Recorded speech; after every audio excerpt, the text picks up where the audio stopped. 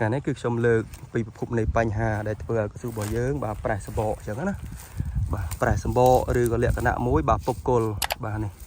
អានេះដើមហេតុណាបងខ្ញុំបញ្ជាក់ដើមហេតុធំជាងគេគឺហ្នឹងឯងនេះគឺកណ្ឌីឥឡូវចាប់ដើមឡើងណានេះចាប់ដើមធ្វើមកទៅអារ៉េនេះបាទដេញឡើងទៅលើអញ្ចឹងណាបាទនេះបាទអាកន្លែងនេះឯងដែលធ្វើឲ្យពុកគល់ខ្លាំងបងខ្ញុំបញ្ជាក់ណាបាទអាហ្នឹងគឺបញ្ហាមែនតើបាទកឌីបាទច្រើនអញ្ចឹងណាបាទអញ្ចឹងបើសិនជាជួបបញ្ហាបែបនេះបាទយើងត្រូវតែរៀបចំវាបានស្អាតការពារអញ្ចឹងណាបាទហ្នឹងហើយការពារវាមុនទៅបាទនេះឃើញនេះបាទចូលច្រើនមែនតើអញ្ចឹងបើសិននៅតុកទៀតបាទវាចាប់ផ្ដើមពុកគល់ហើយវាស៊ីពុកសបកអីចឹងណាបាទអញ្ចឹងកស៊ូរបស់យើងក៏ខ្សោយទាក់ទងនឹងការលូតលាស់ដែរអញ្ចឹងរឿងកឌីនេះឯងមួយវាជារឿងមួយសំខាន់ដែរអញ្ចឹងណាបាទសំខាន់មែនតើអញ្ចឹងម្ចាស់ចកាបាទយើងចុះមកដល់ចកាហើយយើងមិនមែនត្រឹមតែមើលតែចកាទេបាទយើងដើរមើល